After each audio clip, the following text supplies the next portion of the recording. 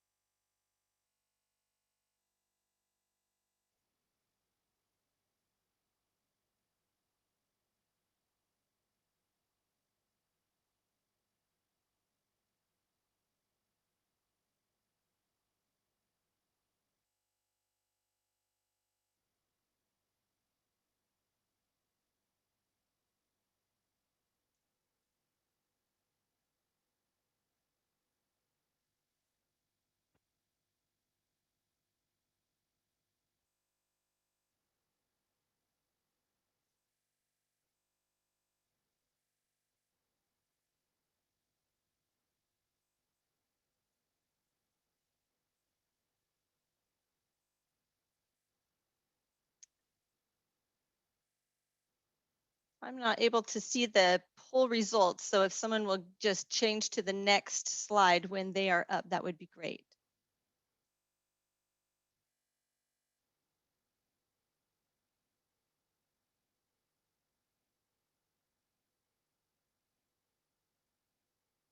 All right, great.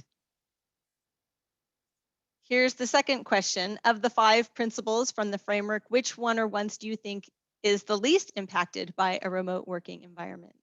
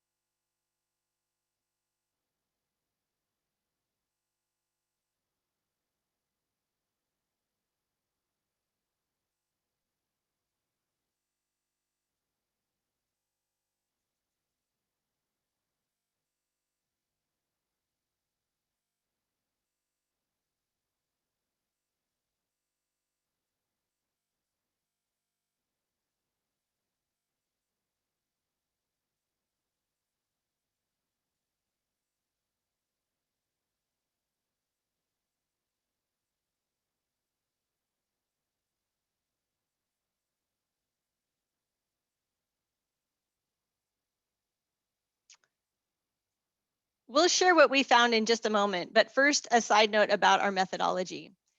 To determine the impact of remote working, the working group conducted a survey through the ECI, asking various questions that related to the 5 principles and the impact practitioners were observing in their own companies. We also reviewed literature and website resources, both within and outside of the ethics and compliance industry, and then interviewed ethics and compliance practitioners to gather real-world examples of best practices. Now for our findings.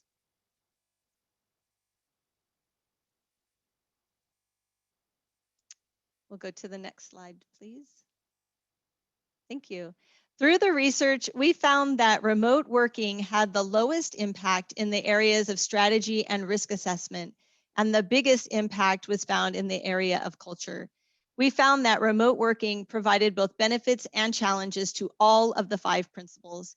And lastly, we found that because this topic is relevant to nearly every organization, new studies are continuing to be conducted that provide additional remote-related best practices as more is understood how organizations and their workforce are impacted and how they are responding to this new environment. So let's get into the details. I'm going to now turn it over to Jeanette to present the information for Principle 1. Well, thank you, Alicia, and good afternoon, everyone. I'm here to speak on behalf of the Principle 1 team, who I'd first like to thank for all of their great work and their time and effort with this project. So as you can see on the slide, our group tackled Principle 1, and that is the ECI high quality principle that says that ethics and compliance is central to business strategy. So we're going to review today some of the best practices that our group discovered in our research based on the industry interviews and the survey data that we reviewed. And as Alicia just mentioned in key findings, the good news is that the business strategy piece was the least impacted in terms of all the principles that were out there in this new normal, this new remote work environment. But we did find, however, that there was some common ground that we all faced, whether it was challenges or some benefits as a result of working in this remote work environment. So I'd like to share these with you now. Next slide, please.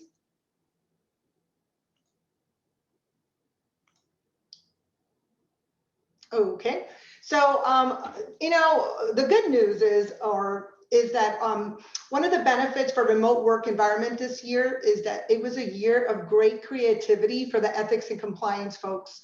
Many of our organizations, we digitized our engagement activity.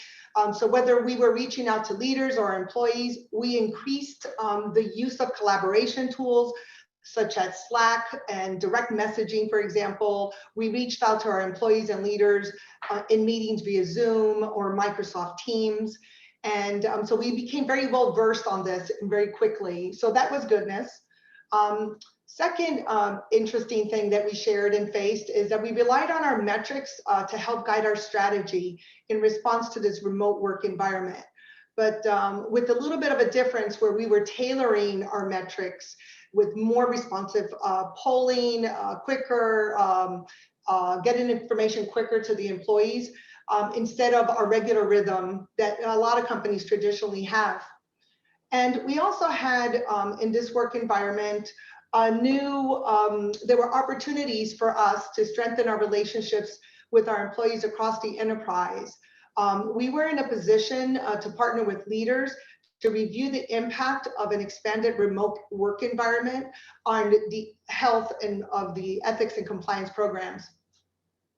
But some of the challenges we faced is that there were some of us that reported that we did not have a seat at the table. As a matter of fact, some of us were not even considered stakeholders in the remote work environment planning. And for others, there were some companies that postponed or shortened their meetings with the board. So they were, again, which is kind of a risk item, not holding those regular board meetings and in a possible risk to our ethics and compliance programs. Next slide, please.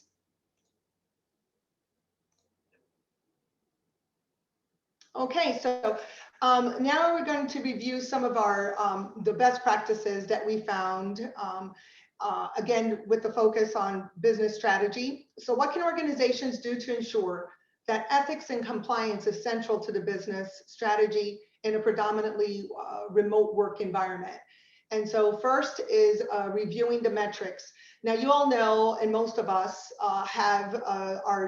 track the cases and contacts to the Ethics and Compliance Office information. But what was a little bit different this year is that, and we've always had this flexibility and ability to pivot as needed, but we had to adjust our business targets and respond quickly to the changing work environment. So we want to make sure we have the correct metrics in place to inform our decisions in this new normal. The second point is with senior leadership, we have as a best practice an opportunity to reinforce the importance of ethics and compliance being present in the business strategy determination for the business at any level. So not just engaging ethics folks with the C-suite, but with all employees at all levels. The third point is this idea of the business continuity. Again, many of our corporations and our companies have standard continuity plans, but the caveat this year was in support of the remote work environment. And that was what was a little bit different.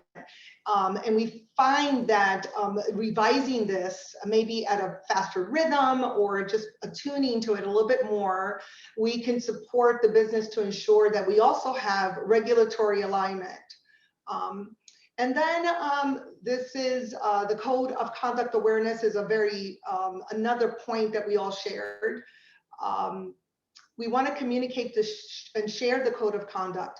Now, I know many of us do this regularly. We share a code of conduct with our employees, but we want to do this also opportunities to share it externally. If you have a supply chain or vendors, customers, you want to make them aware of where you stand in terms of integrity and how you're running your business to create and reinforce that level of trust across the board. And getting a seat at the table,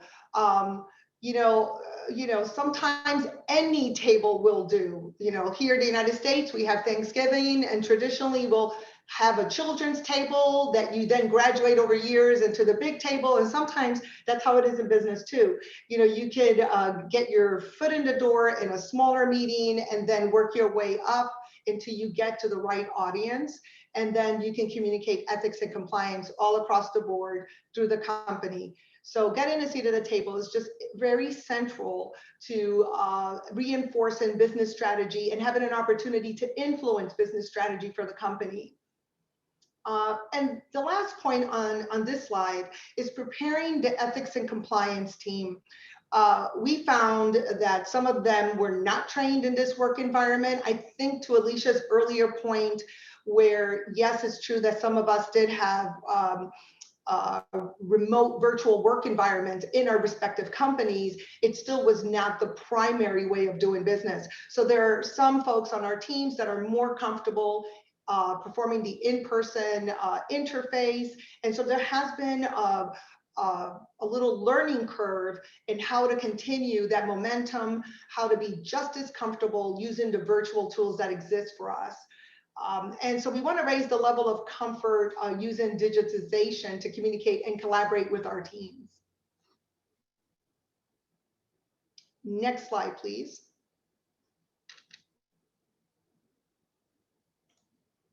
Okay, so this quote here is actually a quote from Gaurav Kapoor, and he wrote an article for Corporate Compliance Insights. And he wrote that placing integrity at the heart of business strategy reinforces the organization's commitment to compliance and makes it front and center. And the way and the mechanism that we have to do such a thing is through the code of conduct.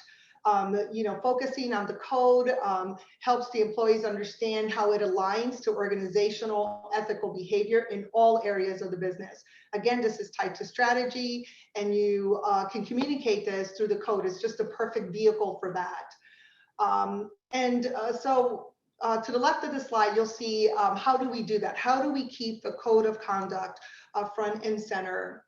So we can use these virtual drop-in sessions to make sure that people know who their ethics and compliance team members are.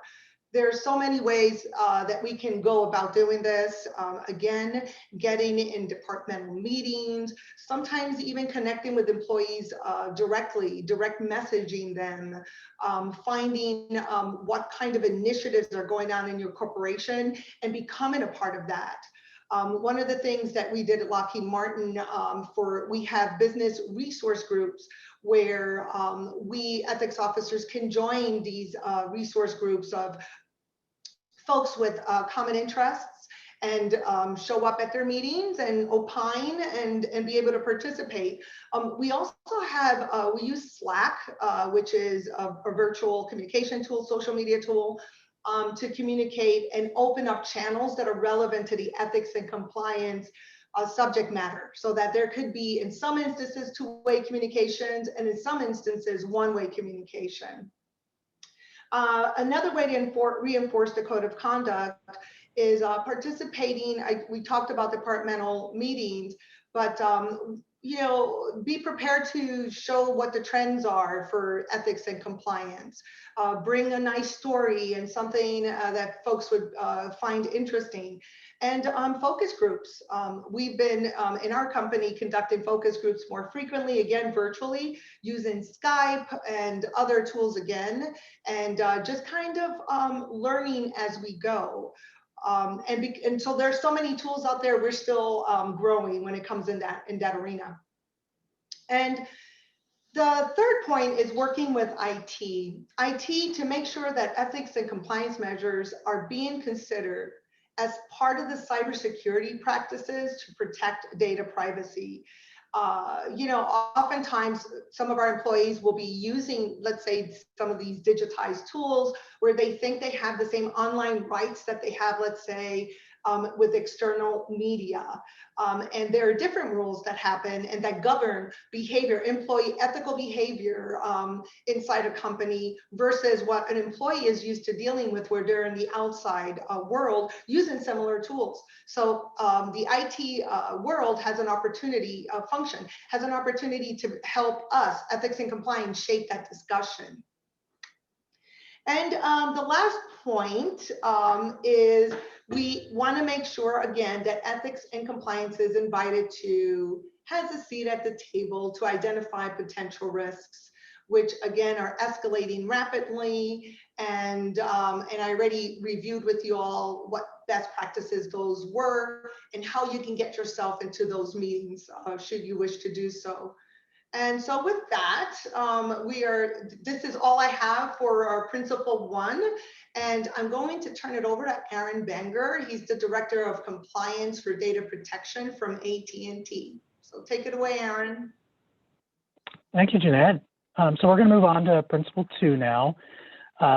This one really is about the formal risk assessment process and structure that's in place within an organization and how it's integral to business operations. This is the overall framework for assessing the full range of risks that are presented to an organization and how that business goes about managing the processes and controls to deal with those risks. And if we go to the next slide, in some ways, there were some really great opportunities that came, particularly that comes with remote work environment, as well as some challenges. And so I'd like to kind of walk through a few here. As you can see, there's quite a few in both columns. And I think it's important to know about how each might affect an organization. So we're up there first on the benefits, efficient collaboration and broader participation within the risk assessment framework. And we heard this over and over again. Multiple organizations responded to our survey. We also saw this in the research that we did, where they reported they believe their risk process, particularly risk assessments and reviews and walkthroughs, were more open, more egalitarian, got better information, and frankly, were more productive at the end of the day because of the use of virtual collaboration tools that they had not been using before their institution of predominant remote work environment. So rather than being limited by the number of people who could fit around the literal or the figurative conference table, or could make it to one location to have these meetings, voices from lots of different parts of the organization could be heard, and that really made for better, more informed understanding of the risks during the assessment process and better input into the processes that would be used to identify ownership, manage it, and come up with plans for mitigation. This also provided opportunities for quicker feedback. You didn't have to wait for more formal meetings that needed to be planned out. If you needed to get people together, you could get them together really quickly, no matter where they were physically located. Just get some time on the joint calendar, and you could still have a frank and good discussion using virtual collaboration tools like we're using right now. More communication channels. So when work is being carried out remotely, some of the barriers that organizations may have experienced associated with visiting particular locations, the time and cost associated with travel, for instance,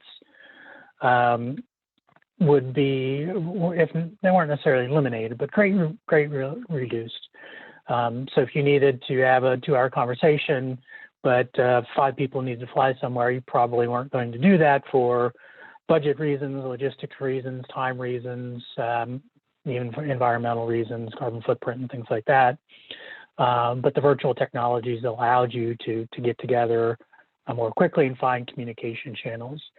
That in turn helped build up relationships that may not have really existed prior to remote work, where relationships may have been far more likely to be developed based on physical co-location than they were necessarily the business needs. And so gave an opportunity to establish relationships or build relationships and trust because of the virtual collaboration. So one last thing here on we saw with benefits is really around enhanced data and analytic capabilities. So a lot of real world collaboration and discussions are not done in a way that are easy to record data about. And in some cases that's good. But as organizations are looking toward how do we take a more data-driven approach to whether the compliance steps that are being taken are having a positive net effect on important measures, tools, whether they're collaboration tools or managing workflows or processes or accomplishments through digital tools where that data can be collected and analyzed, really lends itself to a maturing data compliance and ethics program. Now, on the flip side, one thing about moving a lot of these things to online and virtual tools are cybersecurity and data protection concerns. Certainly the data being generated, there's a lot more data being generated. People are not in a handful of physical locations that an IT department can build a logical wall against intruders with a predominant remote work environment. Those locations exist, but then there are, hundreds or thousands, depending on the size of the organization, connections that are going past where that traditional firewall used to be into people's homes and so forth. So not only do all those additional connections present opportunities for cybersecurity and data security breaches or incidents or compromise of end user devices, but then the data is a little bit more scattered, and it's more of a challenge to make sure that it's kept secure and protected according to not just from a proprietary standpoint and company information is being protected, but also certainly in a lot of cases, customer privacy. Another one we saw quite a bit in not only our research, but in our survey is reduced employee engagement. So for work environments where there was a tremendous amount of engagement in the physical space, whether that be meetings or just the informal water cooler, as it were, where people could drop by each other's desk locations, office locations to have informal collaboration and discussions and get work done that way. Everybody being spread out in remote work and being mediated through computers and other digital channels, in a lot of ways changed how people found they needed to or could engage with each other. And making sure people were kept engaged, knew that there were still channels to communicate and felt comfortable using those channels to communicate was brought up quite a bit. Mentioned some potential conflicts of interest. A couple. This really just sort of falls into maybe some new or and more likely just existing risks that are evolving. So one that came up that was mentioned was if there was a lot of charitable donations going on by organizations to be able to help remote environments. I think the example that came up a lot was donating to school systems to help students be able to learn remotely. But there are a lot of strings attached to doing that sort of thing. Or maybe as employees are working from home, maybe they find it easier, more convenient for them to engage in paid work that may directly compete with their regular everyday role, and so being aware of those and factoring that into the risk assessment process. Third-party exposure, making sure third parties and your organization are in alignment is already challenging enough, particularly when you can meet face-to-face. The move to virtual, there's sort of maybe a natural tendency to turn inward during times of change and focus on yourself, and to remember that the third parties you're working with are every bit as critical to the success of not only your business but the protection of data and so forth. And reminding ourselves that a lot of oversight of frontline risks may have been directly related to seeing things in person. And obviously that's going to be, whether that's safety inspections on a manufacturing floor or managing clean desk in a call center environment, these sorts of things. Organizations still need to be adapting to that. The end result, protection, still needs to be the same, but how it might get done is going to change. And obviously change requires some innovation, some embracing new protocols, and that can be a challenge. And last, we listed this under challenges, but really it's kind of two sides to the same coin, which is in a remote work environment, not just for compliance, but for really all staff, is rather than a physical location being the limitation to where you can hire good quality staff in a predominant remote work environment, your geographic footprint expands quite a bit. And so on the plus side, you may have greater opportunities to bring in the talent you need that's specific to the risks you have as an organization, but at the same time, it may make it easier for other organizations to come in and pilfer that talent. So there's great potential for turnover. We can go on to the next slide. So what can organizations do to thrive in this predominant remote work environment and still improve their ability to meet Principle 2, the high quality programs related to the formal risk assessment process? What we saw in our research was about 40% of organizations thought they actually fared better in a transition to remote work, better than they even expected. Our own survey showed about 40% as well did not really see any fundamental changes in their program They may mention that some new risks bubbled up or evolved, but did not really see a need to overhaul the actual framework. We also saw in that survey that risk owners were really not changing, and the process for remediating those risks had not changed. However, even as company programs didn't change much, keep in mind that the individual risks may be evolving. So like the nature of privacy risks, data protection, safety, environmental health and safety, because of maybe the methods being used to oversee and mitigate those risks may need to change. And how those owners need to be engaged and how the outcomes of the plan, the mitigation plans were done, may need to change.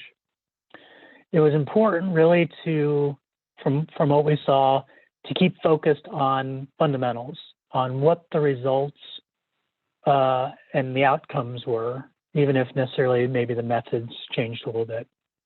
I think this is just a great reinforcement that what makes a high quality program makes an organization's processes around risk assessment and mitigation more robust and able to adapt to change. And that's very heartening to see. One area that was important to keep focused on is extra diligence is required to make sure that the same compliance principles, goals, the plans are still carried out and adapted to these new business processes. So not only does the compliance plans may need to adapt to adopt more virtual tools and oversight capabilities, but keep in mind the business processes themselves are changing to respond to this remote work environment, and to be aware of that two-way street and think about how the business is evolving and adjusting compliance plans and mitigation steps accordingly. And then I think one thing is important, focus on people. I know with the processes and controls and frameworks, we're really, kind of saying, oh, this is really agnostic to people. But one thing that came through loud and clear in the research was the employees and contractors and staff are both the biggest threat and your best solution to managing ethics and compliance anytime, but particularly in a remote work environment where people really need to know, understand, and embrace the values the organization has, the foundational principles behind an ethical company and operating ethically. So communicate with those employees, not just the compliance staff, but all employees, that the how is just as important as the what. And to train, make sure they're trained and keeping up to date with how the business is operating and how the interaction of compliance and ethics works with those training, or excuse me, with those evolving business strategies. All right, last slide, next slide here. We put together a checklist, kind of a little for evaluating risks associated with the remote work environment for Principle 2 here. And you'll be able to when you download the white paper, you'll be able to see this in a little bit more detail. I know it's a bit of an eye chart here, but hopefully this just teases that this is a really helpful tool for an organization to make sure they're double checking what they've been doing around remote work environment, particularly if that's something they foresee that will continue well into the future. So I'll sort of just boil this down to three things. One, focus on data security and privacy. Obviously, there's going to be lots of risks that are evolving, but these two areas came up a lot in our own research, just because of the nature of migrating to virtual tool collaboration tools, digital technologies and platforms to manage the business and manage the compliance oversight and process and controls associated with risks. 2, engage and develop staff, communicate with them, give them real-time training that is specific and relevant to the work they're doing. And when instilling values, principle-based compliance is superior to rules-based compliance. Principles will help people evolve with the change that the business is experiencing, has experienced, will continue to experience. Whereas rules-based, it helps. It's very good in some sense. Which if this happens, then do this. But what is somebody supposed to do when they encounter a new situation? Making sure they have a foundation of those principles is key to being resilient and adaptable in an organization. And finally, with the virtual tools, again, these may be virtual tools that compliance is adopting to manage the risk process and framework, but also that the virtual digital platforms and tools that the business is using, use their adoption to speed up the transition to a data-driven oversight compliance program and implementation and monitoring of controls. So we don't have a lot of times these opportunities are kind of couched as we don't have time to do that from a compliance standpoint. That's low value add. But for instance, what Jeanette was talking about, having a seat at the table saying, this is an opportunity to make compliance less burdensome, less friction if we build it in from the beginning. And now's the time, as we're strategizing on how we manage the remote work environment, to build that in so that compliance becomes built in rather than continuing kind of a bolt-on mentality. So with that, that's all of Principle 2. Now I will turn it over to Ellen Daly, Deputy and Senior Manager of Ethics and Business Conduct at Lockheed Martin.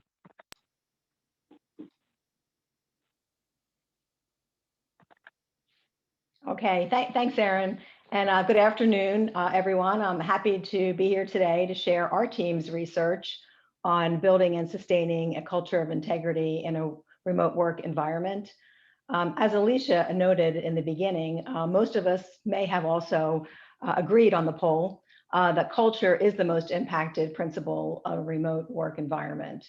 And it makes sense, really, because when you think about corporate culture, it's about the beliefs and the behaviors that determine how a company's employees and management interact with each other and others, the values they hold, and the decisions that they make. So there's a variety of elements that affect company culture, and remote working conditions is really just one of them. So if we can go to the next chart, please. So we know remote work can affect culture, but let's take a look at the benefits and challenges here. So we'll start with a sense of community and connectedness. Workers thrive when they bond around similar priorities, interests, and attitudes. And they can do that in facility or in a remote environment. But in the remote environment, we still need to compensate for that lack of physical proximity. It's important for connectivity to put a face to a name and have face-to-face interactions, particularly in a virtual environment. We have our artifacts of existing values and cultures, the code of conduct, value statements.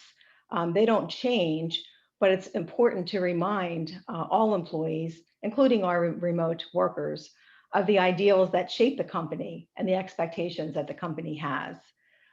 So we need to keep focus on these in communications, post on internal sites as well as publicly, for all employees to be able to access those, and also may attract future employees who may resonate with the values of the company. We look at work-life balance. I think work-life balance can really fit into either category. Some employees have better work-life balance because of flexibility, but others have trouble setting boundaries. Integrity, we learn that integrity is enhanced when employees have a sense of balance between work and home. So it's really important that leaders help employees create those boundaries. And then the last is flexibility. And this is important to many employees dealing with family or other challenges, especially in this current environment with issues with childcare and homeschooling and a myriad of other issues that can be affected here. And depending on business needs, employees may be able to choose when they work and when that can be the most productive time that helps them to maintain that work-life balance. So it can really work well for many employees. But when we look over now to the challenges, self-isolation, that physical distance can strain individual motivation and team loyalty. It can be very lonely for certain people, especially extroverts, that get their energy from interacting with people.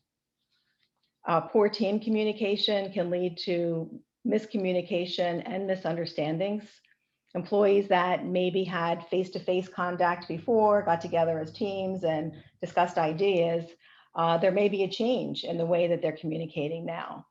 And we know that sometimes messages and attitude may be misconstrued over email or text, and assumptions are made there. Lack of motivation. Not everyone thrives in a remote working environment. Dedication and focus is needed when working in an environment where there's no physical management oversight. These employees will need to have more structure with clear expectations, timelines, and probably more monitoring than some other employees. Distractions, clearly a challenge when working from home with competing responsibilities. It may be very difficult for employees to stay focused on their work. Disrupted cultural norms. So this is a change to daily routines, and that threatens a sense of normalcy. You have come to feel that the current environment that you were in prior to this is your comfort zone. So we're sort of out of that comfort zone. No longer you have the opportunity for those casual, water cooler types of conversations. Employees now need to intentionally reach out to coworkers and others, and that can be a challenge and can affect the connectivity that employees feel to others. And then the last one here in the challenges is the lack of boundaries. When your office is in your home, employees can work all day. They need to draw a line and step away. And our research shows, and it makes sense, especially for perfectionists and high performers, the workday just never ends. They keep working on, and that's not good either. That's a challenge that we need to face. Okay, if we go to the next chart. So what can we do to go beyond, maintaining a current culture in our companies and use remote working to thrive? Talked about company values. We have them. Go public with your company values. 73% of those that we surveyed said that is an organizational best practice. Publish newsletters. That really makes the team feel engaged and aware of any company initiatives that are going on and any other news stories. It helps to have personal interest stories or perspectives on various topics. Employees feel more connected to the company and also to the company values when we communicate those types of things. Promote connection, really in any way you can. We learned that connection and engagement are key for making employees feel that they are part of the culture or part of the company.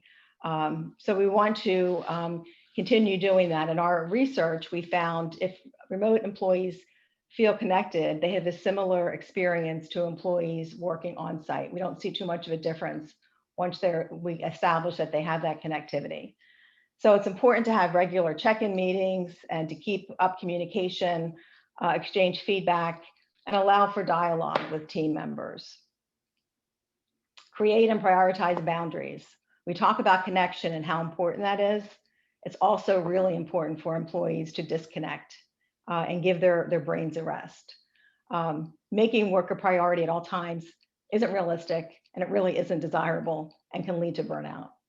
So if possible, we recommend that employees have a separate area for work where you can go in, you close the door, this is my work time, you come out, and then you have your own personal home time, if that's possible. I know we know that's not always possible. The next one is keep a finger on the pulse. So 85% of those surveys use the feedback surveys to gather information and just to understand the organizational culture concerns. You want to understand what the concerns are so they can be addressed, particularly in this environment where we see so much change to employees' routines and the way that they work. Focus on purpose and values. You want to help employees connect company values to the work objectives. Employers need to develop a culture that reinforces the important role that each employee plays in the organization, and that they understand what that role is and how it adds value. Check in with employees regularly.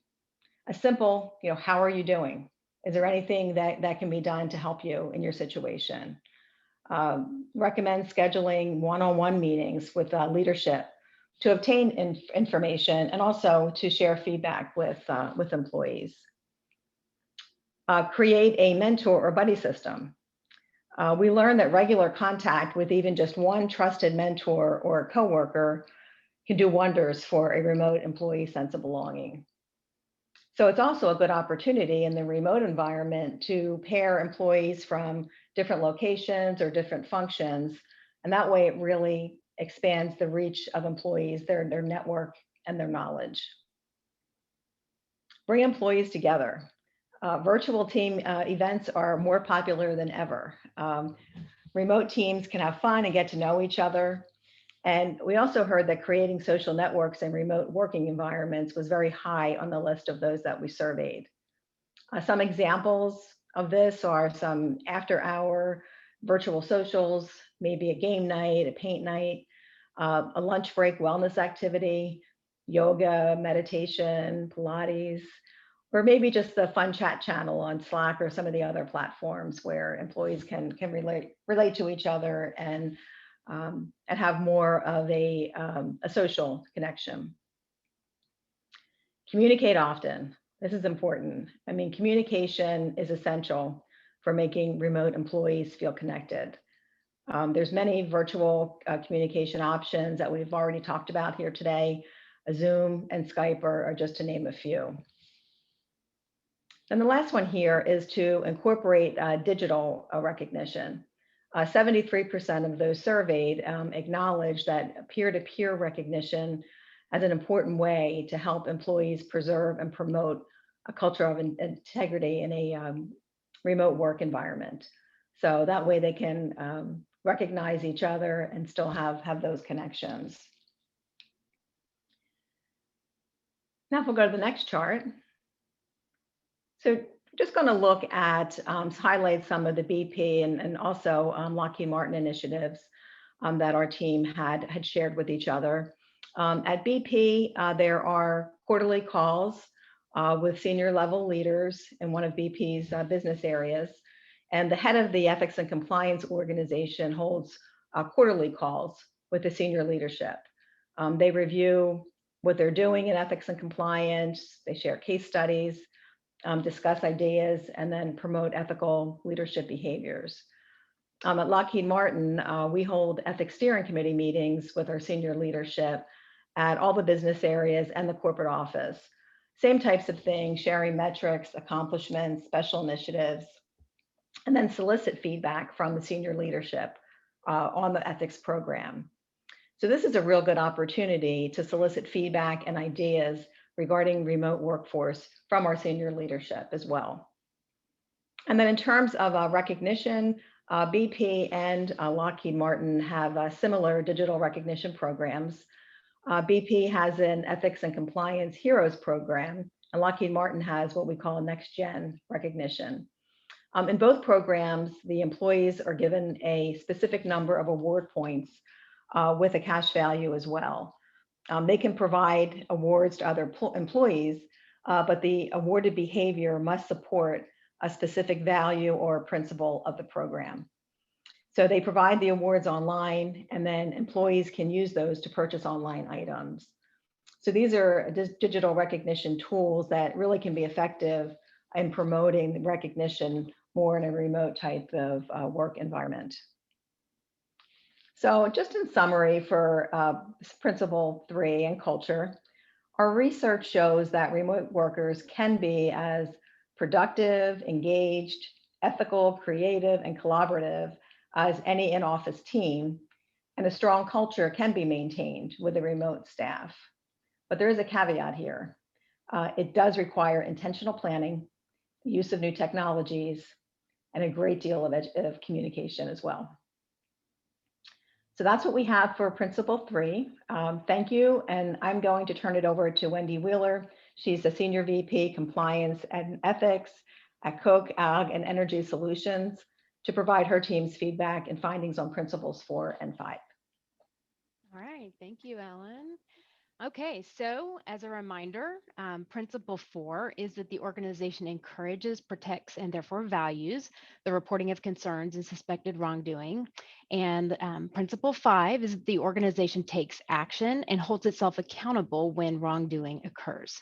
So as you likely recognize, all 5 elements of a high quality ethics and compliance program work together to produce positive organizational results. However, I just want to point out that there is a very close tie to Principle 3 culture with Principle 4 as it relates to having a foundational speak up mindset in the work environment. So let's go ahead and start looking at some of the benefits and challenges if you want to advance the slide there. All right, so Principle 4, some of the benefits that we found were increased comfort in speaking up in a private environment, and then just the increased use of online reporting options. So in terms of comfort due to privacy, as practitioners, I think we know that most issues are identified by employees speaking up, and employee comfort in raising up perceived issues is a critical element of an effective compliance and ethics program. What we found were many resources and professional experiences that identified the added benefit of personal privacy that exists in a remote environment as adding more comfort to some individuals in their decision to speak up. So this makes sense intuitively, as employees kind of participating in work in the comfort of their own home could be more relaxed and have more control over their workday, especially if they maybe aren't trying to also do homeschool at the same time. It was also noted in our research that employees may have more time to effectively contemplate those situations they have observed in the workplace in that more private environment, which could actually influence their decision to speak up. Fear of retaliation may also be reduced when an individual is not going to be present in the same physical workplace as the potential offender or others who may be found accountable for the wrongdoing or noncompliance. And then separately, as we've already talked about some today, the deployment of more communication channels and technologies may actually make it easier for employees and relevant third parties to report concerns, assuming those employees have access to these digital platforms. So as organizations are sending out more messaging through digital platforms and formats, there may be even more avenues available to send employee messaging around the value that the organization places on employees speaking up, as well as that all-important no retaliation messaging. If a change to remote work is more sudden, such as what we experienced in the past year, senior level management communications may also be more frequent, offering a platform to remind employees about reporting options. In terms of Principle 5, when we talk about the accountability piece and reporting back to the organization about wrongdoing, the same new or expanding channels of digital communication can improve the visibility of those actions that are taken by the organization to reconcile the wrongdoing that has occurred if those are largely accessible. I will say that in terms of the actual investigation process itself, moving to more of a remote work environment in general didn't produce a lot of notable benefits, but certainly generated a fair share of challenges that we'll talk about next. Okay, so there's a short list here of challenges, but there's actually quite a few. So I will walk through some of what we found in our research. One of the challenges in Principle 4 we found were that some organizations may not have the technology infrastructure to easily and frequently communicate with employees, which obviously could result in low reporting option awareness. So in an environment where posters were utilized to communicate, and the most common reporting mechanism may be literally a trip down to the local HR partner's office, a change to this more remote work environment may result in a lack of understanding of how to actually report those issues. In addition, we know that a good deal of informal learning occurs throughout the workday in the form of those hallway or coffee room chats. So the absence of those in informal employee engagements may actually remove the type of opportunity that an employee really needs to collaborate with a trusted peer around whether they should raise something up that they've experienced or observed. So what we found is if those informal discussions are absent, that may have an affirmative effect on an employee's concern that they think they've observed, that could actually lead to less reporting. So going back to the recent survey research, we found that 46% of respondents reported that the lower employee engagement that exists due to competing work-life priorities fell in the range of a moderate up to a very high impact barrier to reporting of concerns and wrongdoing in the remote work environment. So fairly significant impact, and going back to some of the comments Ellen made about, making sure that employees have that work-life balance. In principle 2, also, if you recall, we indicated that remote work environments pose potentially new subtleties to known types of issues and behavioral risks. So we talked about general data privacy, there's respectful workplace, we may have harassment or cyberbullying, there may be changes to work time fraud, new conflicts of interest, or misappropriation of company assets. We also noted in our research that norms of behavior may morph with a more remote workforce, as employees are often influenced by what they see demonstrated, even if it may conflict with what they know as stated corporate expectations. And then lastly, on principle 4, if local managers are intaking a greater volume of potential concerns, or they are receiving concerns that are new to them, they may not appropriately identify and escalate those to ethics and compliance, HR, legal, higher level management that could ensure that those concerns are effectively documented, investigated, and addressed. So we had there quite a few challenges. Likewise, for principle 5, when we have that remote workforce, the biggest and most obvious challenge related to the impact on the activity of investigations themselves. So again, that survey that we did indicated that 33% of respondents have already reported delayed completion of investigation processes due to a lack of access to offline resources. They've reported that as a barrier resulting in moderate to very high impact. Remote work can impact the option for in-person interviews. So if companies have a lack of technologies like truly reliable video capability that could be used in order to observe those people that might be participating in the investigation interviews, this can obviously present investigation challenge. There may also, in fact, be no way to determine during an interview if that individual is actually by themselves or whether they are independently recording the conversation. One nuance to having a larger remote workforce is that interactions between employees that would traditionally be visible to others in an office setting instead may occur as a remote exchange between just two or maybe just a few individuals. So that can actually reduce the number of potential observers if misconduct is happening. Employees may also feel that there's less transparency into what happens if they report through a digital channel versus to a specific trusted individual like their local HR manager. So that could actually reduce their willingness to engage in the investigation process. And then going back to the last challenge that we talked about in principle 4 related to local supervisors, it may be more difficult for the ethics and compliance function to ensure that a local supervisor actually follows through as it relates to action items that might be stemming from a reported concern, or at least the traditional ways of confirming that may need to actually change. So those are the challenges. Let's go ahead and move on to the slide with best practice recommendations for principle 4. Okay, so what can organizations do to ensure that a remote working environment doesn't negatively impact employees' willingness to report the suspected wrongdoing? So we know that the foundational elements that exist in high quality programs are not significantly different in a remote work environment. However, we did find that the mechanisms by which key elements are executed may differ or require enhanced efforts when a large portion of the employee base is remote. So related to this area of speak up awareness, ethics and compliance departments should consider the development of like short promotional videos and tip tools that individual departments can use during those virtual group meetings to remind employees of their options for reporting and the overall importance business benefits and obligations of doing so. These should consistently include that anti-retaliation messaging to ensure employees that raising concerns in good faith will not result in any negative impacts. Employees need to understand that all the normal channels of reporting to local supervisors, management, compliance, HR, and legal are still there for them. And that even if the reporting happens a little differently, maybe digitally, the same comprehensive response is assured. So companies should utilize real or, if possible, realistic case studies to highlight the value of employees reporting those issues. And most especially, we noted to acknowledge the different types of issues that may arise as the organizational change occurs to more remote.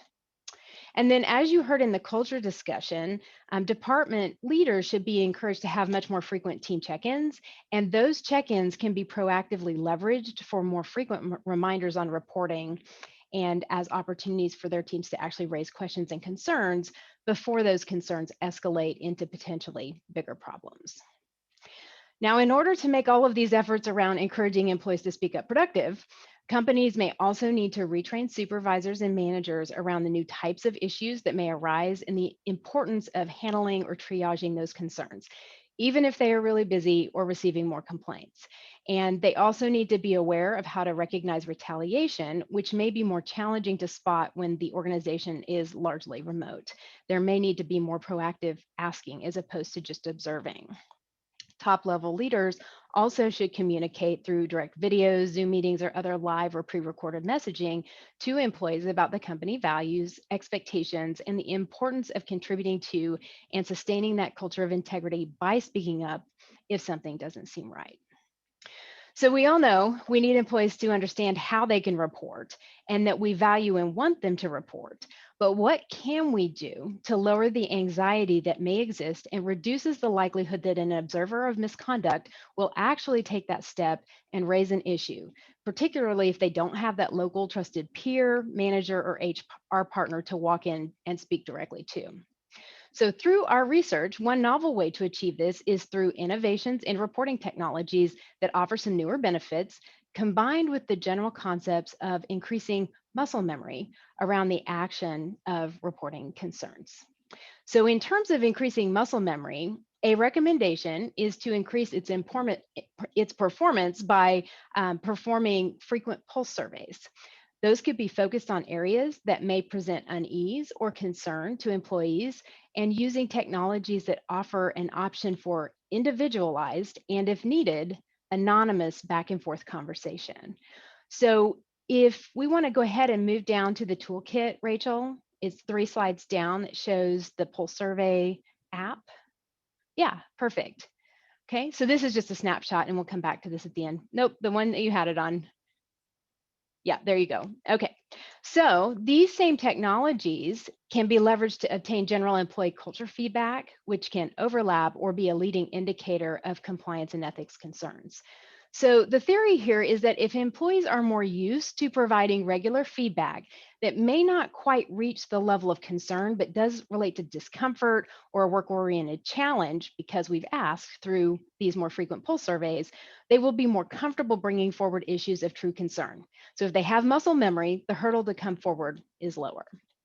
So I think we're all familiar with pulse surveys or other forms of culture surveys where there's a deployment of the survey, a group gets asked questions, and then the results are tabulated with themes or areas of focus that are identified. So good practice is to communicate those results and themes back out to the employee population, along with any relevant actions that may be necessary to address concerns that may have been reported by the employees. I think likewise, we're also very familiar with the traditional formal reporting systems that allow a report of a concern to be recorded, which starts a workflow that could take sometimes weeks or even months to resolve, with carefully crafted messages going back and forth to the reporter. But what we're talking about here are technologies that can really blend those concepts and also be used in a more real-time manner. So more conversational two-way chats or engagements around key areas of focus that a business may suspect are creating concerns for employees. So Rachel, if you want to go back up to that best practices for Principle 4 slide, that would be great. So I want to take the technology piece even further. So some of these emerging technology solutions are also promoting the concept that if employees are allowed to use issue or concern communication mechanisms that are actually embedded in their day-to-day tools, like Outlook or Teams or Slack, they may be more comfortable speaking up about issues of potential concern. So if my report a concern button is up in my Outlook options, just like the button that says report spam, it feels like the action of reporting is more in the normal course versus an unusual, high anxiety producing type formal response to a question or traditional submission of a hotline report where you go out to the reporting platform. Okay, so lowering the anxiety bar for a prospective reporter by leveraging innovative technologies that can integrate with employees' daily use applications with the option for employees to select anonymous or non-anonymous and even change from anonymous to non-anonymous as the conversation progresses, depending on the sensitivity of the topic and the level of trust between the two parties, that's an emerging solution.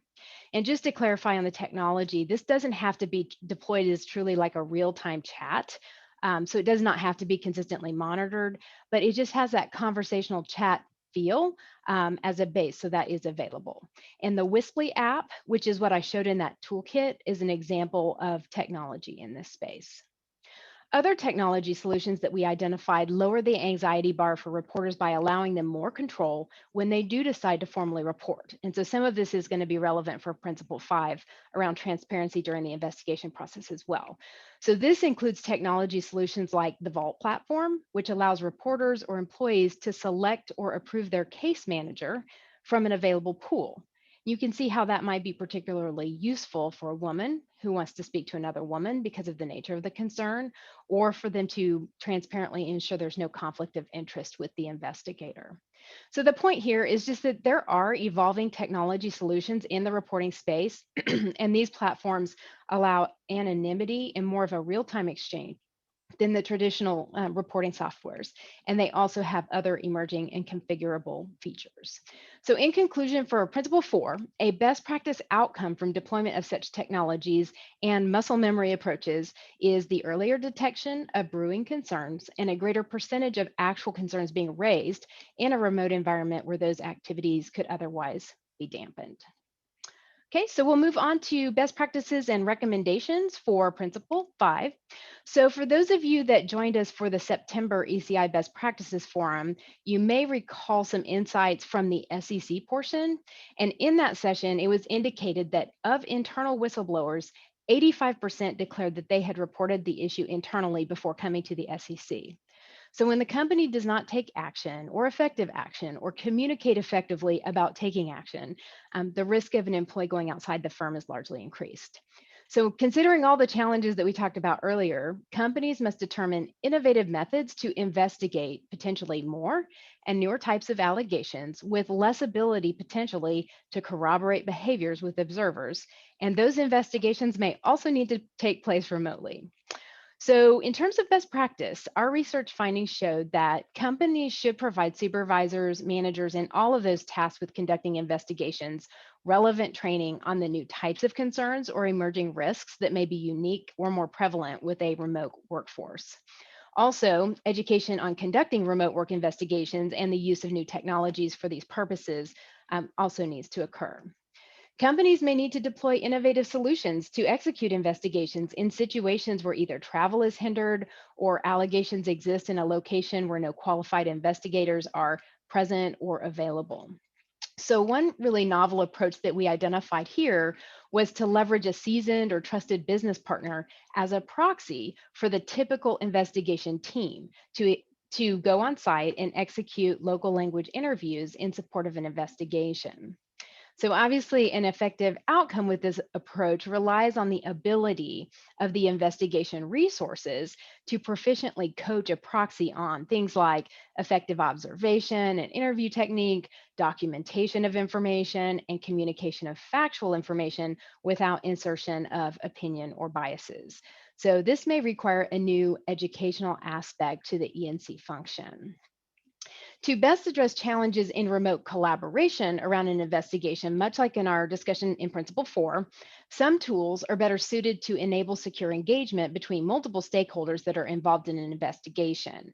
So some of these newer reporting platforms allow custom workflows and automation and the ability for case managers to collaborate very securely in various languages and with internal and/or external third parties like EY, PwC, or KPMG. The use of an API to interface the reporting platform with other applications, such as a BI tool, is also easing the reporting out of findings. So bottom line is, if your allegation or investigation platforms are not working well for you, either around collaboration during the investigations itself or in reporting out of outcomes or trends that's necessary to build that trust with the organization, there may definitely be some better options. Then next, as a best practice, companies should review, update, and broaden investigation and disciplinary policies that are potentially impacted by the remote work environment, including the methods that are going to be used to communicate outcomes to relevant employees. So if your company is particularly focused around policies, that's going to be a more important area of focus. And then lastly, in addition to communicating to the locally impacted employees on specific outcomes of investigations, if that's appropriate, a clear best practice is to build organizational trust through publishing an annual ethics and compliance report, which does include misconduct trends. So transparency, again, into the actions taken as a result of allegations and concerns that were raised must continue to be a top priority in an effective ethics and compliance program. So overall, an amplification of aspects of solid ethics and compliance programs in the areas of principles 4 and 5 may be needed to just stay even with past performance as the organization moves and changes to a more remote workforce, and enhancements, as we've noted above, including the use of emerging technology, policy updates, retraining, and new employee approaches like pulse surveys to build reporting muscle memory can keep us all moving towards the goal of notable improvement. All right, so that's our material. I did have a couple things in the toolkit. If we want to show the first one, I know you've already seen the second one there, but yeah, here we go. So just a quick mention of GitLab. So GitLab is a fully remote company, and they have a remote playbook, and it's publicly available, and they really work to promote the learnings that they've had being a remote organization. So definitely go out and take a look at that. The Leader Connect from Koch Industries is just an example of a company really taking that step out and finding new ways to communicate between employees and senior management. And this particular rollout in the second quarter of this year included an opportunity to re-highlight the different mechanisms that are available to employees if they actually have a concern. So that was done in that particular case. And then the last slide there, again, that we have is simply the it's the screenshots, sorry, from Wisply, which is what we use to describe some of the technologies. So that's what I have. So I will turn it over to Sylvia to wrap us up. Hi, Wendy. Can you hear me okay? Yes. Awesome. Thank you so much. So that wraps up our research and views on the ENC considerations in a remote working environment using the 5 HQP principles. And in summary, we'd like to highlight 5 recommendations which cover all 5 of the principles. The first recommendation is include ethics and compliance as a key stakeholder in developing and refreshing remote business strategy, which means basically a firm seat at the table. And this will really ensure that the ENC function is not an afterthought, but rather risks and opportunities are incorporated from the very beginning. The second recommendation is to calibrate existing risks and add new ones associated with remote working. So while remote working brings increased flexibility, it does introduce some new risks, especially in terms of, as you heard, cybersecurity and privacy, which need to be discussed, managed, and mitigated based on the industry that your company is operating in. The third recommendation is about leveraging technology, data, and analytics to keep remote workers engaged and connected to the company's culture and values. In a way, you're basically, what we're recommending is modernizing the company's risk management practices and ensuring that technology is a key enabler. The fourth recommendation is to continue the Speak Up awareness campaigns. As you heard from Wendy, it's super important that the Speak Up culture of the company remains and it gets strengthened.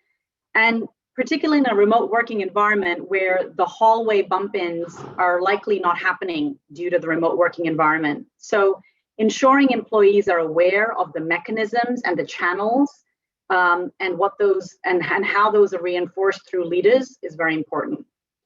And finally, watching for those emerging misconduct trends, again, leveraging technology to detect signals of those emerging risks, which then feed back into the risk assessment. On behalf of Alicia, my co-chair, I would like to thank the entire working group who has been tremendous contributing to this presentation, as well as the upcoming paper, which we are super excited about. And also, I'd like to thank ECI for bringing this very important topic to all of us so that we could explore it. And with that, I'm going to turn it back to Ernie. Thank you, Sylvia. And thanks to all of you. What an amazing amount of work that you've accomplished in just a short period of time. And it is a very timely kind of a report as we are still very much in the midst of working our way through these challenges and retooling for the future. And so we do have with us a moderator for our Q&A, Andrew Neblett, and I'd like to welcome Andrew to the screen. Hey, Ernie. Hey, Andrew. Hey, thanks for being here. And I'd like to introduce Andrew. Andrew is the co-founder of Inform 360, which is a company that provides services in terms of technology and data, really squarely targeting and directed to ethics and compliance professionals. And you have an amazing history. You know, as I look over your background, Andrew, you've worked in compliance over the past 20 years, compliance and auditing and risk management. You've been the CEO of your own organization. You've been involved in some merger and acquisition activities. And I know that you've been listening carefully to the different presenters.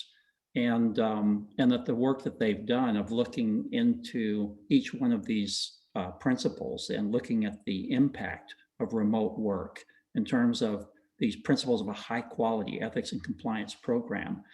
And so I'd like to just ask you before we get into the Q&A, and I'm going to turn it over to you in just a moment, but what do you think is the role of technology as an enabling resource in a world of remote work and operations, specifically in regard to ethics and compliance programs and professionals?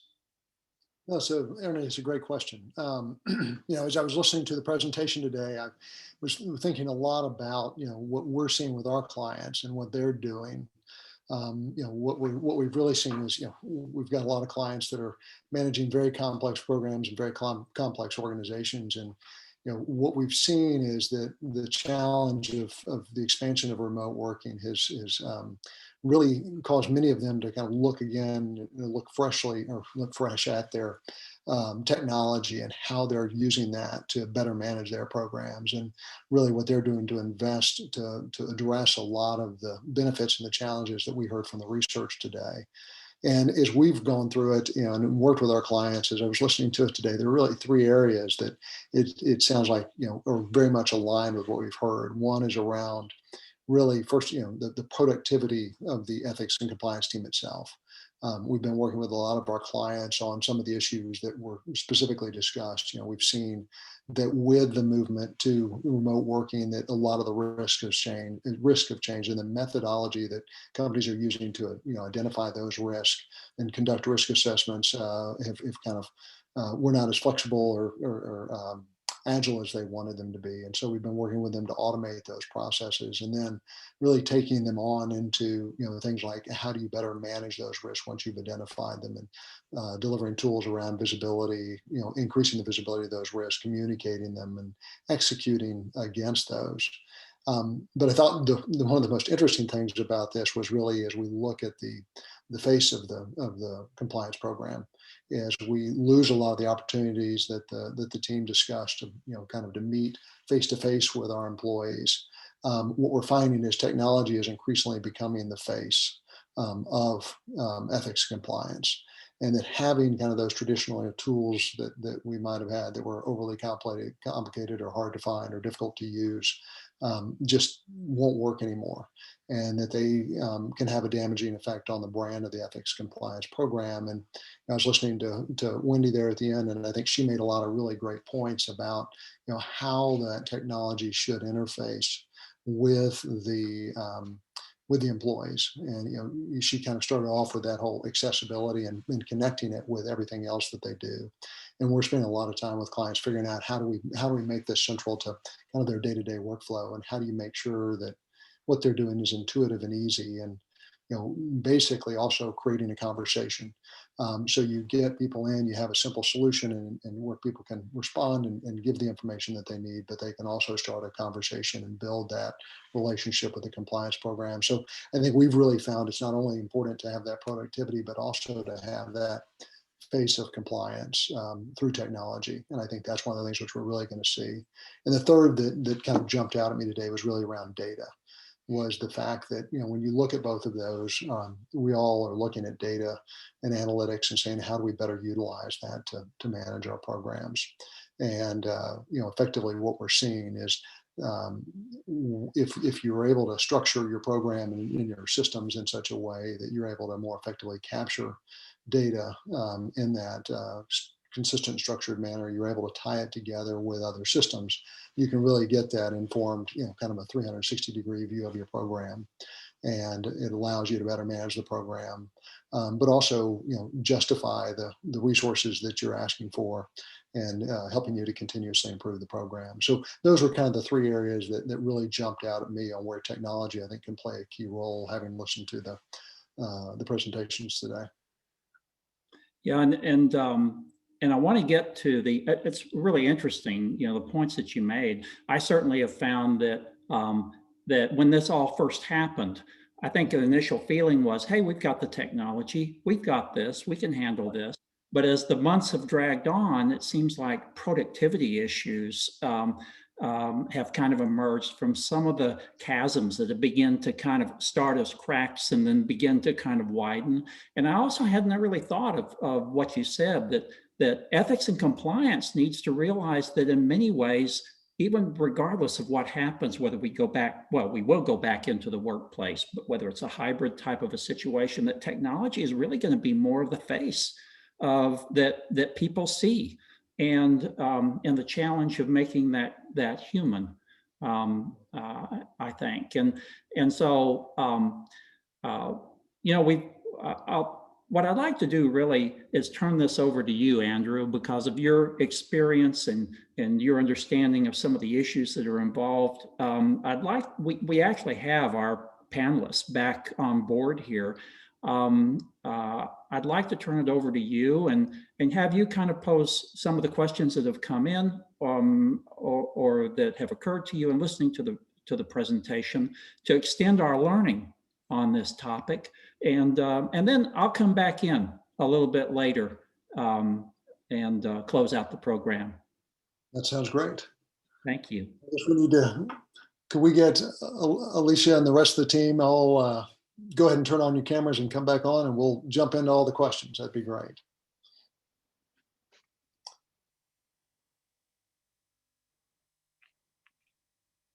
And we've got a variety of questions. So I'm just going to open these up to the full group as we go through here. And so first one was, what thoughts do you all have about productivity impacts on ethics and compliance team members working from home? Anybody want to take that one? This is Jeanette. Can you hear me? Yes. Yeah. So, some of the things that we've done in terms of assessing productivity is to change to our performance management system. We are training our managers to look at it a little bit different. It hasn't happened. It's going to be brand new for the upcoming year, but there is an impact to how we are assessing an employee's productivity versus the way it used to be when you had your eyeballs on a person.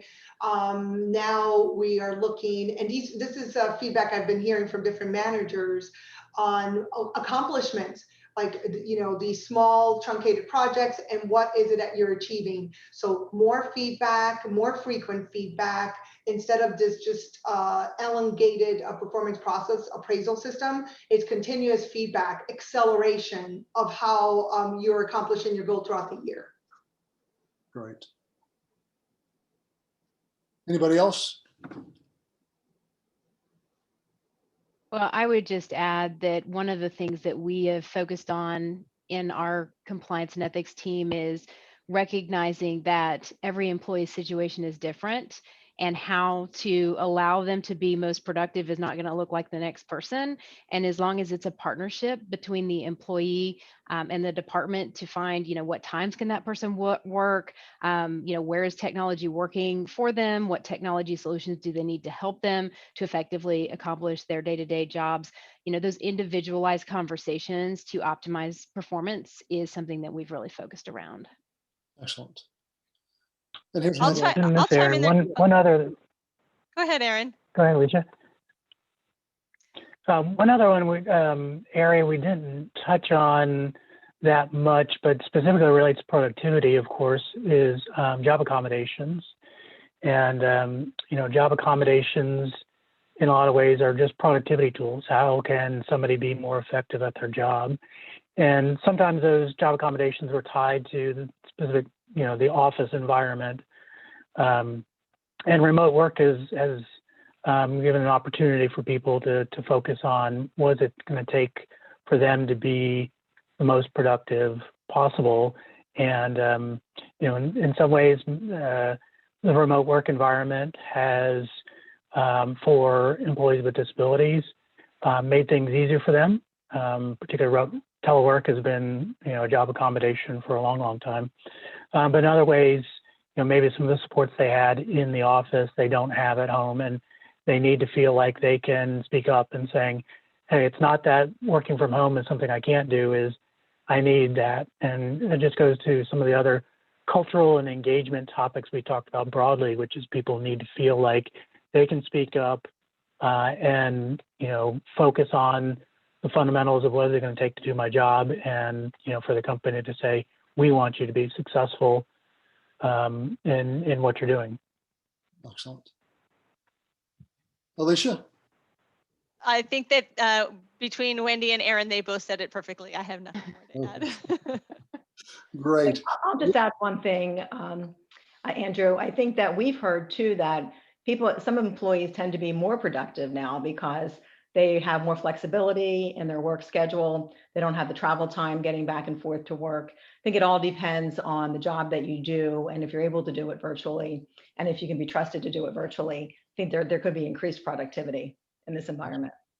Well, great feedback. Andrew, this is Sobia. Just to add to that, though, I think the watch out from an ethics and compliance perspective is really the health and well-being of employees, which is so difficult to gauge when you're working remotely. And for us as professionals to make sure that we've got all those channels of communication open so that we can gauge that a little bit better, because it is difficult not having those hallway bump-ins to gauge how people are feeling and doing. Yeah, no, that's an excellent. And to add to that, I think that's also especially important with companies who are having to experience downsizing. That puts an additional layer of pressure on employees who are already trying to stay above water with their competing interests that are happening on the distractions in their home environment. Now they don't want to lose their job by not seeming to be productive. So that's something else that needs to be considered. Excellent. We had another one come in that's, are there unique E&C challenges to global companies that are posed by remote work? This is Sobia again. I can jump in to kick us off. I mean, absolutely, because you're working nonstop. It's you know, it's a 24-hour day. So I think that's absolutely a challenge.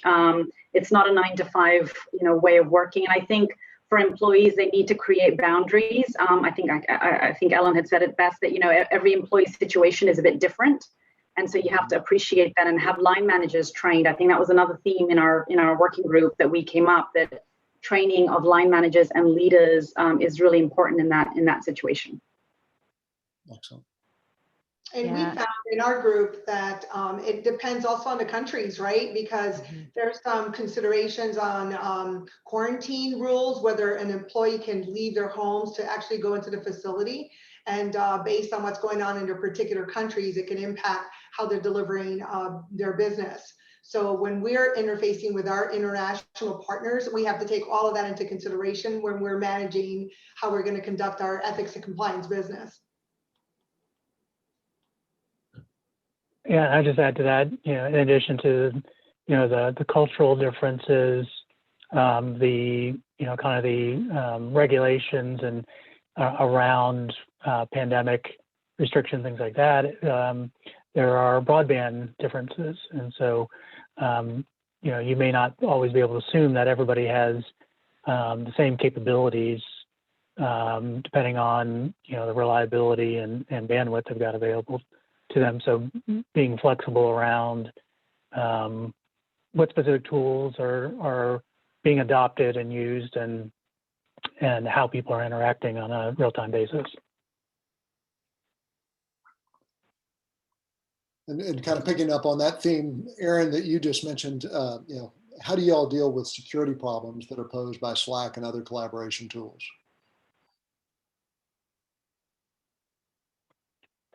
I'll start with that. So, yeah, there's one of the things we saw in the research was when everybody sort of, at least with the remote work environment, if it happens quickly, like it did in a lot of cases for the pandemic, necessity is the mother of invention. And so people were still trying to get work done, and they were being creative, which is good in one sense, but they may not have, you know, they may have just said, hey, here's a free resource to do file sharing or collaboration, and not given thought to how that might be exposing company data, customer data, and those sorts of things. So one certainly is to the extent that the organization has identified the needs of its various employees, not, you know, we won't talk about the compliance employees, but needs of all the employees, and have standardized tools, have the right contracts in place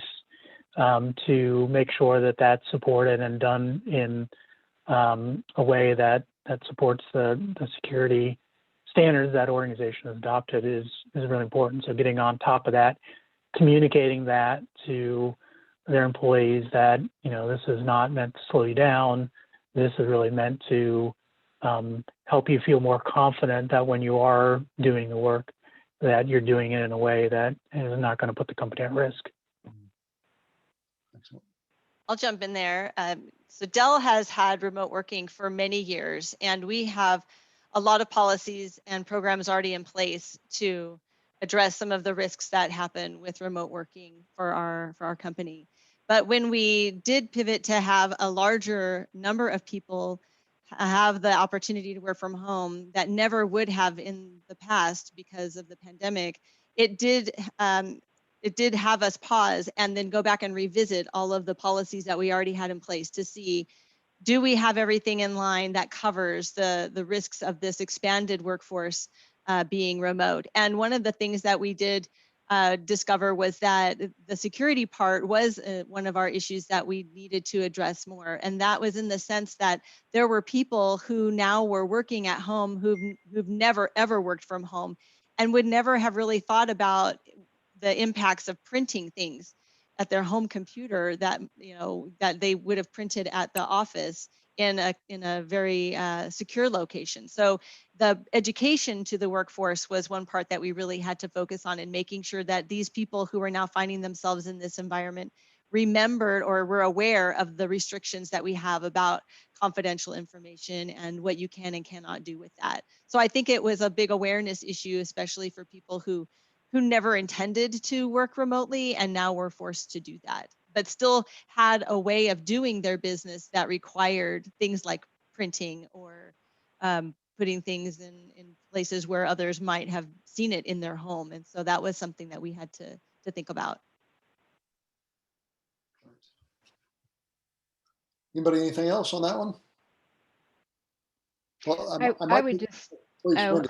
I just add one more thing, and it really ties to what Alicia just said, but one of the things we had to do, because we had very good policies in place as well, we had to think from a risk relative perspective and prioritize risk versus value of being able to accomplish certain things, particularly in the short term, and give employees options like, here's your last resort, but it's no longer against company policy for this period of time, so long as the intellectual property doesn't meet a certain level of risk, for example. So we really had to go back and challenge ourselves on the risk posed by different types of information and different security risks, and really think through, how much of an impact to the organization do we want to have if we say, absolutely, you cannot do these things in the short term. And it really, I think, helped us challenge ourselves on the way we were looking at the risk in general. So I think it had a positive net outcome. Okay, great. And there was a question that just popped in following that. So let's see. Now that employees are home and don't have benefit of office badge access and security desks, do employers have an ethical responsibility to provide them with home security? I guess this is slightly different. It's not about the security of the technology, but about the security of employees at home.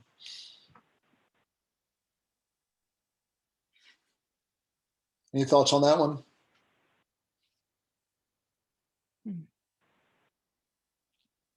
Okay. I guess I would Ms. Aaron, I guess I differentiate between, the physical security and the technology security, and probably take those separately, which is, if there is a scenario where the physical security at the workplace was, a salient and a critical part of that person's role, then yeah, that may need to be something that's done, provided where that employee is working. I think the remote work environment, there are certain, it's not a black and white thing. It's not everybody's either working remotely or, everybody's working in the office. There's certainly going to be scenarios where folks may need to, because of the nature of the job, go into physical location. Now, based on, health restrictions and concerns and those sorts of things, what the workplace looks like during the pandemic may look quite a bit different than what it did pre-pandemic. On the kind of on the technology security front, I would say, yeah, it's certainly not only unethical, but it's really in the best interest of the company, the organization, to be providing security now. So partly that's going to be if you've got an end user device, a laptop or a tablet or a smartphone and things like that. That organization should already have had endpoint security on those devices that protects it against lots of things. But one thing that we did was provide a simple cheat sheet on what employees can do to make sure that their home network was set up securely. So making sure that you're putting, a password on your Wi-Fi gateway, for instance, that if you do need to print something, to make sure that it's not in a space where, other members of the family might be able to kind of look at stuff. To make sure that you're not, taking conference calls at the dinner table where, you're kind of out in the open. So how do you, some tips on creating an environment that's isolated enough to have those things. So lots of different kind of dimensions to that, security at home concept. And, partly that's going to be some generic things like, make sure your Wi-Fi router has a password. Some of them are going to be very specific to the nature of the work that person is doing, and can that realistically be done in a remote environment, or does it need to be done in an on-site company-controlled location? Though what that company-controlled location looks like during the pandemic or even after the pandemic may be a little different.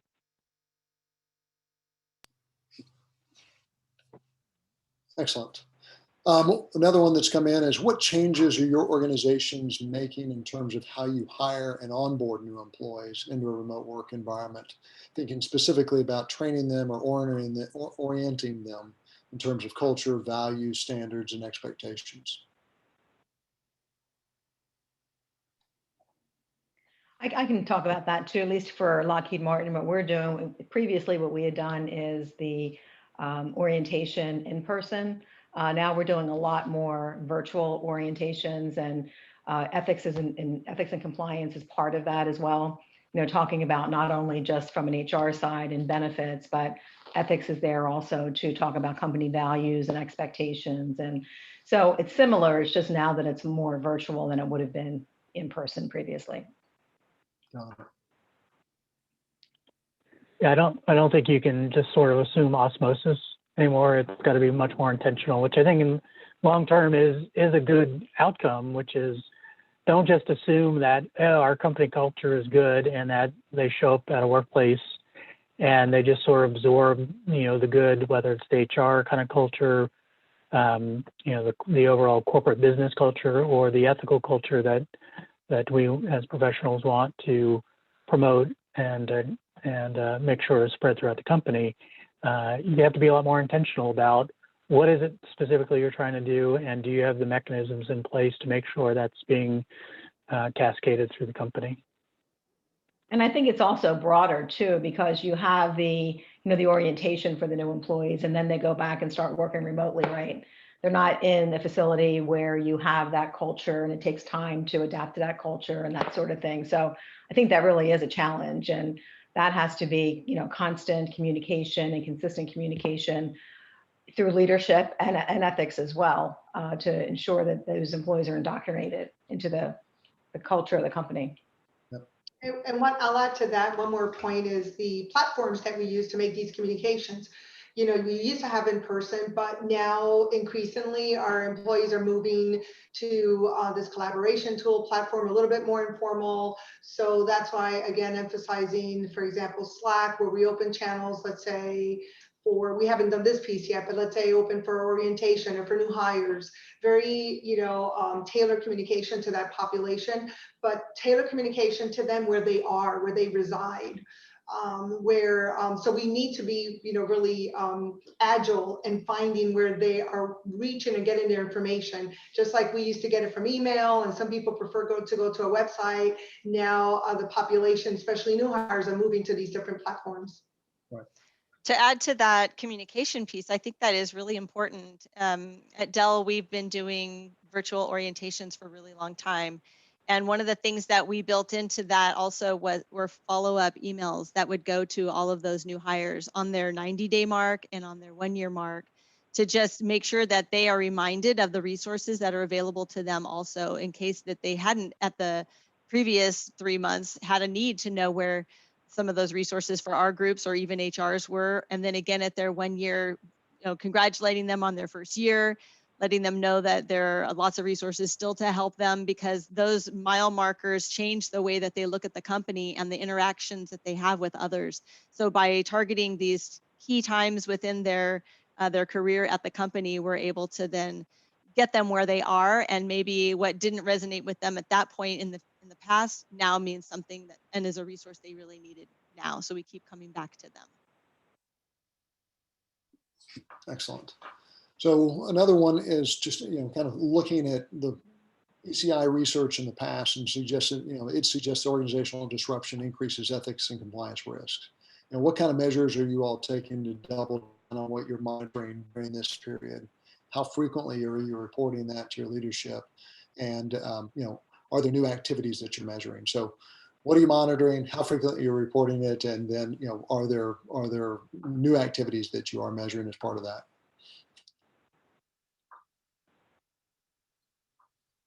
Well, I'll say that when we first had the shift to remote, we do report quarterly, and what we were noticing was that there was a decline at the beginning of the things that people were reporting, And we were expecting that the decline was because people were not next to each other. And so the large number of those inappropriate or unprofessional behavior issues would decrease because you wouldn't have all of that interaction with that person you just had problems with that's next to you. That was the case in the beginning, but as time has gone by, we have noticed that our numbers and of the various types of cases has just returned to where it always was before. So there doesn't seem to be any difference whether it was remote or not remote. Our trends are the same as they were before. People are still finding ways to have conflicts with each other, even remotely, and they're still finding ways to get into trouble from home. Amazing how that works. Yes. Yeah, I would say for us as well, obviously when we went to a significantly remote workforce in a sudden fashion, there was a need for daily, weekly management meetings to talk about the issues that were popping up. We were making decisions. So there was a lot more collaboration that was kind of continuous until we got used to the new environment, and started looking for those new trends. In terms of formal reporting, we didn't really change that frequency. I mean, we have those established processes set up, but in terms of the assurance activities that we're doing, a lot more check-ins with employees, particularly around, I mean, these health and safety concerns of employees, psychological concerns. I mean, those kind of issues were not as significant a part of what we were talking about before this remote environment became so sudden. So, over time, as it becomes more the norm and people adjust, those things may go back to normal. But there was certainly a significant uptick in management collaboration around, how is this impacting our organization? Are there any ethical or compliance issues that are new? There was a lot of knowledge sharing across different platforms of our company, to make sure that if something popped up in one space, that was being quickly shared so that we could look for that in other spaces. So that definitely was an increase. Right. We only have a couple minutes left. I want to ask you all one more question, more of on a personal level. As ethics and compliance professionals, what have been the greatest impact on you during this period?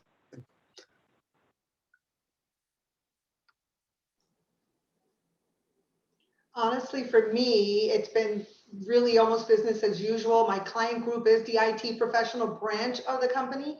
So if anything, I've become even more well-versed on the technologies that we use across the board. So for me personally, from a work perspective, it's been very enjoyable to expand that skill set, which we were always on the forefront of all the technologies for the company. So now it's even expanded. So in terms of work life, it's been really a good experience. Excellent.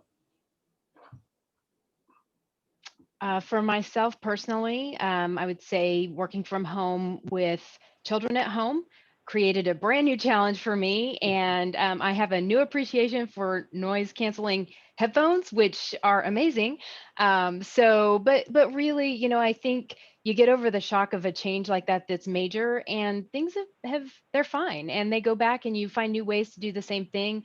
The work throughout the day, as opposed to a 10-hour stretch, is actually nice. I mean, there's some real benefits to some of the changes, and going back to some of the conversation that we had earlier about, we may actually be more productive people with a change like this. And I think a lot of the data that comes out in the next few years is going to be very interesting to watch. Wendy, I would love to get a referral on those noise canceling headphones. I really need those. For me, I think, like Wendy said, I've got 3 kids at home, so it's been a challenge, but I've really appreciated the flexibility, and actually in some ways trying to have those conversations one-off with the teams that I support in research and development, has just made me appreciate setting up one-on-one meetings. So in some ways it's been a little bit harder because I've had to be really thoughtful and intentional about setting up those meetings to make sure that I'm checking in with people. But at the same token, it's allowed me to broaden my network beyond the Philadelphia area that I'm supporting and really go further out. So I think there's been some pros and some cons that I've worked through. Right.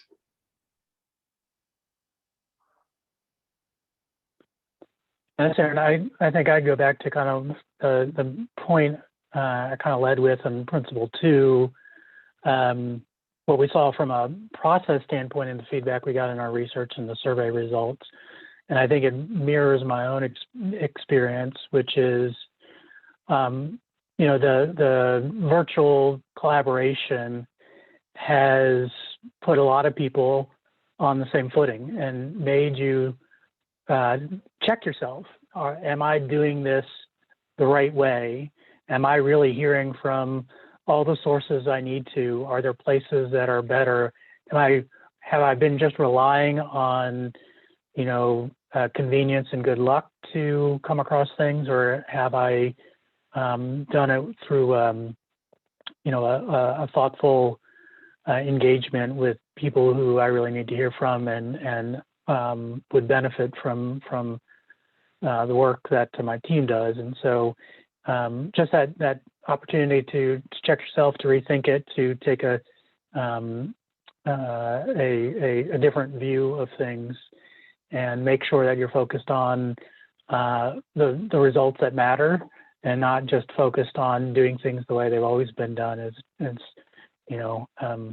Unfortunately, it shouldn't have taken a global pandemic to do that. I think that's a really good thing to always remind ourselves of. I'm getting the note that we need to close. So let me just say thank you to all of you all for, I know what was a pretty significant time commitment for all this research, and then also giving us your kind of input and your personal perspective, as well as your professional perspective on the impact of remote work and what COVID has done for us. So thank you all very much. Enjoyed being with you. Thank Tony, you. to you. And thank you to each of you. I've been with the ECI in one form or another for 20 years, and I don't think I've ever seen a project this important come to fruition so quickly. And so I do know the tremendous amount of work that you put in on it. And I truly think this is a benchmark study. And so we look forward to the publication of the white paper. Those of you who are in the program today have gotten an advanced look at this. But within the next few weeks, we'll have more information out in terms of when we will be releasing that white paper, and it will be soon. And so I would like to direct everybody's attention to our upcoming events in 2021, best practice forums, and the impact conference that's coming up. And I'll talk a little bit more about that in just a moment. You can also click on the schedule tab to see upcoming BPFs. And we have an all access pass that is on sale right now at the homepage of the platform. So you can take a look at that if you have an interest. We will be sending out a survey for this event, and we appreciate hearing from you about what went well and how we can be more effective as we're all learning to navigate virtual space.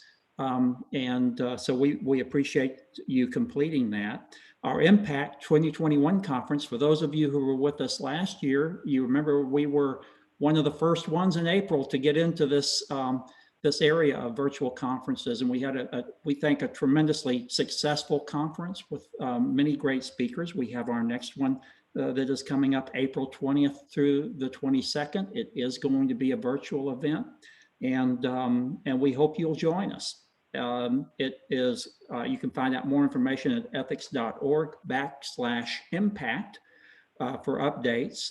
Also a call for speakers. And we will be sending out something formally soon to our members, but we would like to hear from you so that you can share with your colleagues the interesting things that you're doing and how we're all innovating in this virtual space. Finally, the Ethics Research Center, which is part of ECI, is a nonprofit, and we're well known for our global research that's made possible by your individual donations. And so we would appreciate you considering making a tax-deductible donation today. If you're interested in doing that and supporting the important work that we do for you and our practice as a whole, go to ethics.org/donate. to make your taxable or your tax deductible gift today. And so once again, thank you, Andrew. Thank you, Sabia, Alicia, Jeanette, Aaron, Ellen, to your working group for such a tremendous contribution to our practice, and wishing you all a good day. Thank you.